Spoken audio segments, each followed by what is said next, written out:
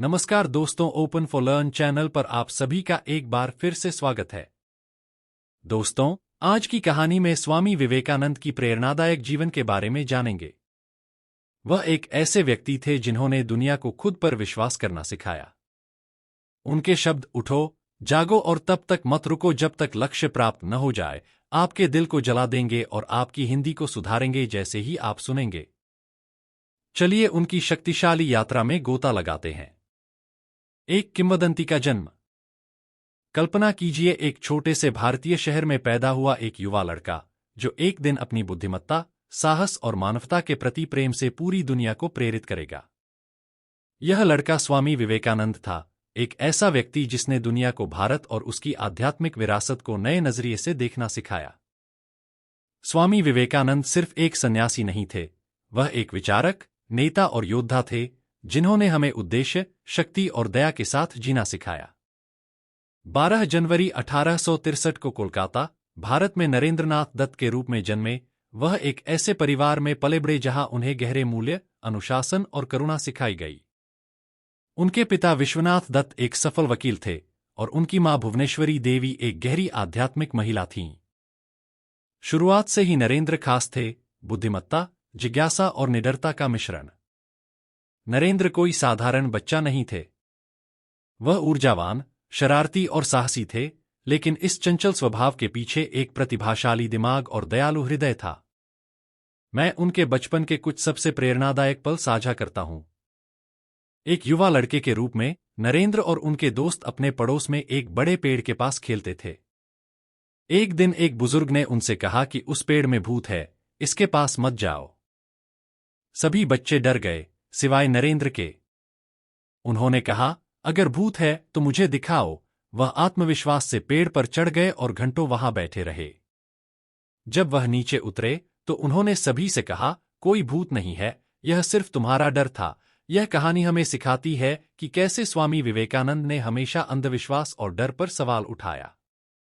उनका मानना था कि सत्य की तलाश करो और चुनौतियों का सामना साहस से करो। नरेंद्र की मां उनकी पहली शिक्षक थीं और उन्होंने छोटे छोटे कार्यों के माध्यम से उन्हें मूल्यवान सबक सिखाए। नरेंद्र का दिमाग स्पंज की तरह था, वह एक बार किताब पढ़कर उसकी हर बात याद रख सकते थे। ज्ञान की उनकी प्यास बेमिसाल थी। वह अपने शिक्षकों से गहरे और चुनौतीपूर्ण सवाल पूछते थे, जैसे, क्या आपने भगवान को देखा है? जीवन का उद्देश्य क्या है? कुछ लोग गरीब क्यों हैं और कुछ अमीर क्यों हैं? जबकि अधिकांश शिक्षक उनके सवालों का जवाब नहीं दे पाते थे, सत्य की उनकी भूख और भी मजबूत होती गई। उनके पिता के निधन के बाद नरेंद्र के परिवार को आर्थिक संघर्षों का सामना करना पड़ा। कुछ दिन ऐसे भी थे जब उनके पास पर्याप्त भोजन नहीं होता था। क्या आप जानते हैं कि उन्होंने क्या किया? नरेंद्र अपने परिवार से झूठ बोलते थे कि मैं पहले ही खा चुका हूं। वह चाहते थे कि उनकी मां और भाई बहन बिना चिंता के खाएं। इस स्वार्थहीन कार्य ने उनके परिवार के प्रति गहरे प्रेम को दिखाया और हमें त्याग का मूल्य सिखाया। सत्य की तलाश में नरेंद्र की मुलाकात श्री रामकृष्ण से हुई, एक साधारण व्यक्ति जो आध्यात्मिक जीवन जीते थे। जब नरेंद्र ने पूछा, क्या आपने भगवान को देखा है? रामकृष्ण ने जवाब दिया, हाँ, मैं भगवान को उतना ही स्पष्ट देखता हूं जितना तुम्हें देख रहा हूं। यह मुलाकात नरेंद्र के जीवन को हमेशा के लिए बदल दिया। रामकृष्ण उनके गुरु बन गए। उन्हें सिखाया कि भगवान हर इंसान में रहते हैं और मानवता की सेवा करना सबसे बड़ी पूजा है। रामकृष्ण से मिलने के बाद नरेंद्र का जीवन ऐसे बदलने लगा जिसकी उन्होंने कभी कल्पना भी नहीं की थी। रामकृष्ण सिर्फ एक शिक्षक नहीं थे, वह एक पिता के समान मार्गदर्शक और नरेंद्र की वास्तविक क्षमता को उजागर करने वाले बन गए। लेकिन इससे पहले कि हम उनके स्वामी विवेकानंद बनने की यात्रा में गोता लगाएं, आइए उनकी कुछ और कहानियों को जानें जिन्होंने उन्हें अविस्मरणीय बना दिया। एक युवा व्यक्ति के रूप में भी नरेंद्र को पढ़ने का अविश्वसनीय जुनून था। वह दर्शन, विज्ञान, इतिहास और आध्यात्मिकता की किताबों में घंटों खोए रहते थे। कहा जाता है कि एक बार उन्होंने एक लाइब्रेरी से किताब उधार ली, उसे एक ही दिन में पढ़कर अगली सुबह लौटा दिया। लाइब्रेरियन को विश्वास नहीं हुआ और उसने पूछा, क्या तुमने वास्तव में किताब पढ़ी या सिर्फ ऊपर ऊपर देख लिया? नरेंद्र ने आत्मविश्वास से जवाब दिया, किताब से कुछ भी पूछो। लाइब्रेरियन हैरान रह गया जब नरेंद्र ने हर सवाल का सही जवाब दिया। ज्ञान के प्रति यह प्यास सिर्फ उनके लिए नहीं थी। नरेंद्र का मानना था कि शिक्षा दुनिया की समस्याओं को हल करने की कुंजी है। वह अक्सर दूसरों से कहते थे, अपने मन को ऊंचे विचारों से भरो और तुम हमेशा सिर उठाकर चलोगे। नरेंद्र एक जिज्ञासु छात्र थे जो बिना प्रमाण के कुछ भी स्वीकार नहीं करते थे। एक दिन उन्होंने रामकृष्ण से पूछा, मैं भगवान पर कैसे विश्वास करूं जब मैंने उन्हें देखा नहीं है? रामकृष्ण मुस्कुराए और बोले, आंखें बंद करो और ध्यान करो, तुम भगवान को अपने अंदर महसूस करोगे। पहले तो नरेंद्र को संदेह था, लेकिन रामकृष्ण के साथ समय बिताने के बाद उन्होंने कुछ गहरा अनुभव किया। उन्हें एहसास हुआ कि भगवान सिर्फ मंदिरों या किताबों में नहीं है, वह हर जीवित प्राणी में है। रामकृष्ण ने उन्हें मानवता की सेवा करना भी सिखाया। अगर तुम भगवान को देखना चाहते हो, रामकृष्ण ने कहा, तो गरीबों, भूखों और जरूरतमंदों की सेवा करो, यही सबसे बड़ी पूजा है। ये सबक स्वामी विवेकानंद के भविष्य के मिशन की नींव बन गए। नरेंद्र के दोस्त अक्सर उनसे पूछते थे, तुम जो कुछ भी पढ़ते हो, उसे कैसे याद रखते हो? उन्होंने अपना रहस्य बताया, फोकस। वह इतने ध्यान से पढ़ते थे कि कुछ भी उन्हें विचलित नहीं कर सकता था। एक बार जब वह पढ़ रहे थे, तो उनके दोस्त पास में जोर जोर से बात कर रहे थे। जब वे रुके, तो उन्होंने पूछा कि क्या उन्होंने उन्हें परेशान किया। नरेंद्र ने आश्चर्य से देखा और कहा, मैंने तुम्हें सुना भी नहीं। फोकस करने की उनकी क्षमता उनकी सबसे बड़ी ताकत बन गई, जिसने उन्हें जीवन में अविश्वसनीय सफलता प्राप्त करने में मदद की। उनका मानना था कि सच्चा फोकस किसी को भी चुनौतियों पर काबू पाने में मदद कर सकता है। जैसे जैसे नरेंद्र की लोकप्रियता बढ़ी, कई लोग उनकी बुद्धिमत्ता और करिश्मे की प्रशंसा करने लगे। एक दिन एक अमीर महिला ने उनसे कहा, तुम इतने बुद्धिमान और सुंदर हो, क्या तुम मुझसे शादी करोगे? नरेंद्र मुस्कुराए और बोले, मैं पहले ही सत्य और ज्ञान से शादी कर चुका हूं। महिला हैरान रह गई, लेकिन उनके समर्पण से प्रेरित हुई। यह कहानी दिखाती है कि नरेंद्र अपने मिशन के प्रति कितने प्रतिबद्ध थे। उन्होंने खुद को विचलित या लालच से दूर नहीं होने दिया। 1886 में रामकृष्ण के निधन के बाद नरेंद्र खो गए, लेकिन जल्द ही उन्हें एहसास हुआ कि उनके गुरु ने उन्हें एक बड़े मिशन के लिए तैयार किया था। रामकृष्ण के अन्य शिष्यों के साथ उन्होंने उनकी शिक्षाओं को फैलाना शुरू किया। इस मिशन को समर्पित करने के लिए उन्होंने सभी सांसारिक मोहमाया का त्याग कर दिया और स्वामी विवेकानंद नाम धारण किया। लेकिन जीवन आसान नहीं था। एक सन्यासी के रूप में वह अक्सर गांव-गांव घूमते थे, बिना पैसे, बिना भोजन और बिना रहने की जगह के। फिर भी वह दृढ़ रहे। जब लोगों ने उनका अपमान किया या उन्हें दूर भगाया, तो वह और मजबूत हो गए। उनका मानना था, शक्ति ही जीवन है, कमजोरी मृत्यु है। 1893 में स्वामी विवेकानंद को शिकागो में विश्व धर्म संसद में भारत का प्रतिनिधित्व करने का निमंत्रण मिला। यह उनका मौका था दुनिया के सामने भारत की आध्यात्मिक बुद्धिमत्ता को साझा करने का। लेकिन एक समस्या थी, उनके पास यात्रा के लिए पैसे नहीं थे। क्या आप जानते हैं कि उन्होंने क्या किया? स्वामी विवेकानंद ने अपने अनुयायियों को पत्र लिखकर मदद मांगी। कुछ लोगों ने पैसे दिए, तो कुछ ने कपड़े और आवश्यक सामान दिया। उनके समर्थन से वह अमेरिका के लिए जहाज पर सवार हो गए। यात्रा आसान नहीं थी। उन्हें नस्लीय भेदभाव, अपमान और भूख का सामना करना पड़ा। लेकिन स्वामी विवेकानंद ने कभी शिकायत नहीं की। उन्होंने अपने लक्ष्य पर ध्यान केंद्रित किया, दुनिया को भारत की समृद्ध आध्यात्मिक विरासत समझाना। जहाज पर एक सहयात्री ने उनसे पूछा, तुम हमेशा दूसरों से इतने दयालुता से क्यों बात करते हो, यहां तक कि जो तुम्हारा अपमान करते हैं? स्वामी विवेकानंद मुस्कुराए और बोले, मेरी मां ने मुझे सिखाया कि एक चाकू या तो नुकसान पहुंचा सकता है या मदद कर सकता है। मैं अपने शब्दों को चोट पहुंचाने के बजाय ठीक करने के लिए इस्तेमाल करता हूं। इस साधारण जवाब ने उनकी बुद्धिमत्ता और करुणा की गहराई को दिखाया। जब स्वामी विवेकानंद शिकागो पहुंचे, तो उन्हें एक चौंकाने वाली बात का एहसास हुआ। वहां के लोग उनके भारतीय कपड़ों और गहरी त्वचा के कारण उन्हें नीचा समझते थे। पहले तो उन्हें रहने की जगह या खाने के लिए भोजन ढूंढने में मुश्किल हुई, लेकिन उन्होंने हार नहीं मानी। 11 नवंबर 1893 को शिकागो में विश्व धर्म संसद के हॉल में विद्वानों, विचारकों और आध्यात्मिक नेताओं की भीड़ थी। यह एक प्रतिष्ठित आयोजन था और हर वक्ता तैयार भाषण और पॉलिश किए गए नोट्स के साथ आया था। स्वामी विवेकानंद के पास कोई लिखित भाषण नहीं था, वह सिर्फ अपने विश्वास, बुद्धिमत्ता और मानवता के प्रति प्रेम को लेकर आए थे। जब उनकी बारी आई तो वह अपने पारंपरिक केसरिया वस्त्रों में खड़े हुए, शांत और संयमित। जैसे ही उन्होंने कहा, अमेरिका के बहनों और भाइयों, कुछ जादुई हुआ। दर्शक, जो अब तक औपचारिक और गंभीर थे, तालियों की गड़गड़ाहट से गूंज उठे। हॉल करीब 2 मिनट तक तालियों, चीयर्स और सीटियों से गूंजता रहा। लोग सिर्फ उनके शब्दों से ही नहीं, बल्कि उनके गर्मजोशी और समावेशी तरीके से प्रभावित हुए। स्वामी विवेकानंद ने प्रभावित करने के लिए नहीं, जुड़ने के लिए बोला।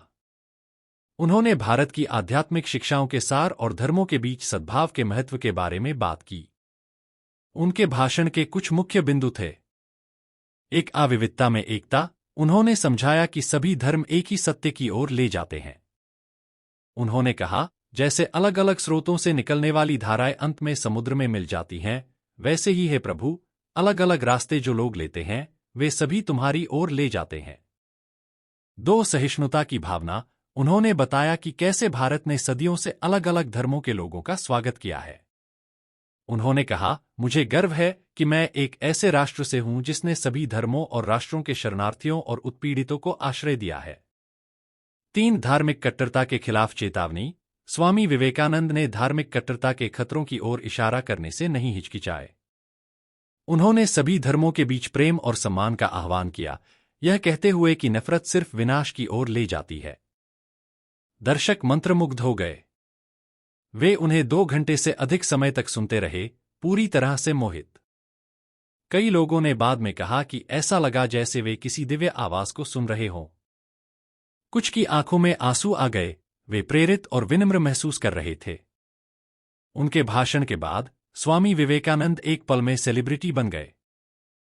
अमेरिका भर के अखबारों ने उनकी प्रशंसा की, उन्हें आध्यात्मिक प्रतिभा और भारत की आवाज कहा। हर वर्ग के लोग उनसे मिलना चाहते थे, उनसे सीखना चाहते थे और भारत की आध्यात्मिक विरासत को समझना चाहते थे। उनका शांत स्वभाव, तेज बुद्धि और आकर्षक व्यक्तित्व हर किसी का पसंदीदा बन गया। स्वामी विवेकानंद के भाषण से पहले कई पश्चिमी लोगों की भारत के बारे में एक संकीर्ण और अक्सर नकारात्मक धारणा थी। वे इसे गरीबी, अंधविश्वास और सापचारों की भूमि समझते थे। लेकिन उन्हें सुनने के बाद उनका नजरिया पूरी तरह बदल गया।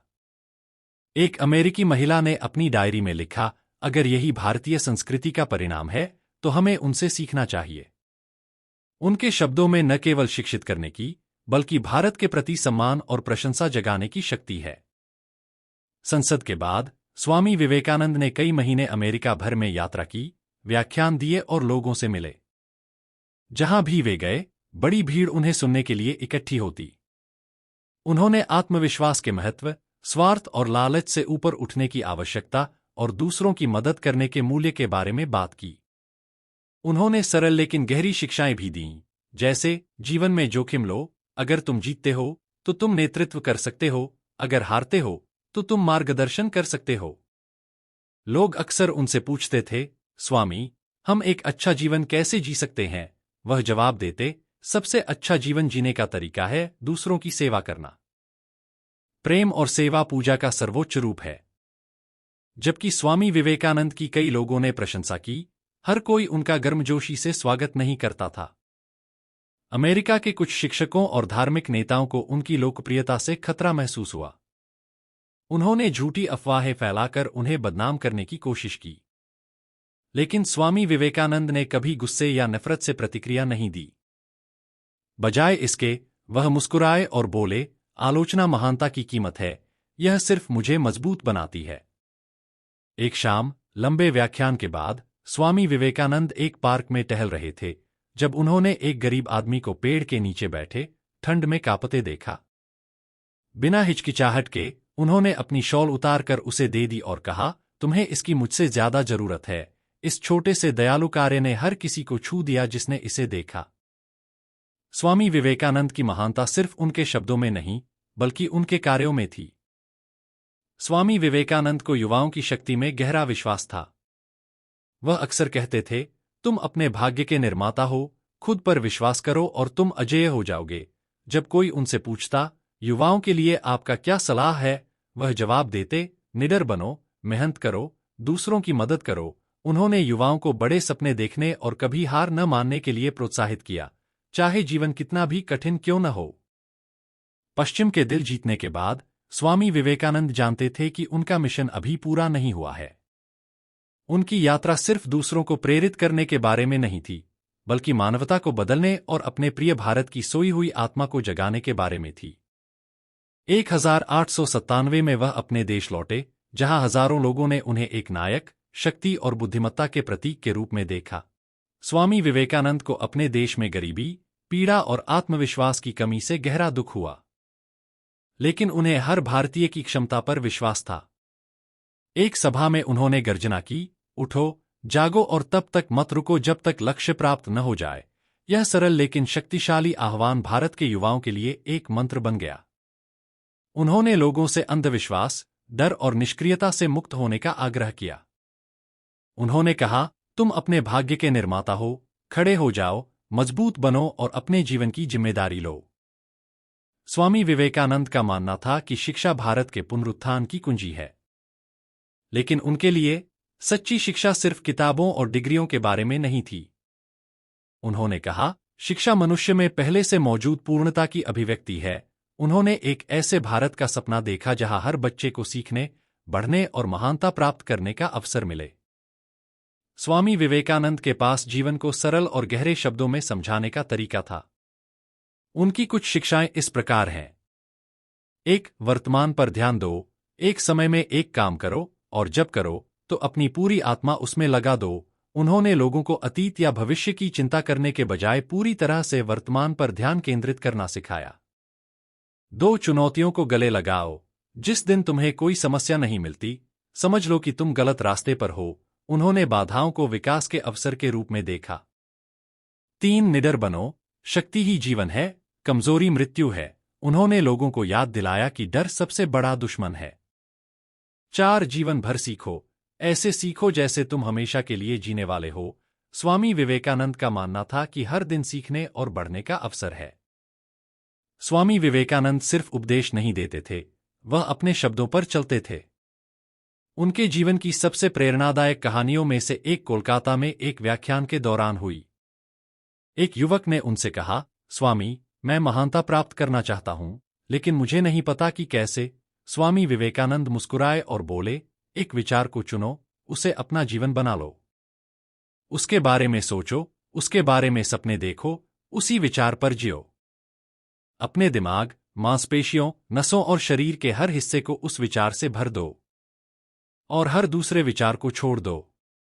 यही सफलता का रास्ता है। युवक ने उनकी सलाह मानी और बाद में एक सफल व्यवसायी बना, जिसने स्वामी विवेकानंद को अपना जीवन बदलने का श्रेय दिया।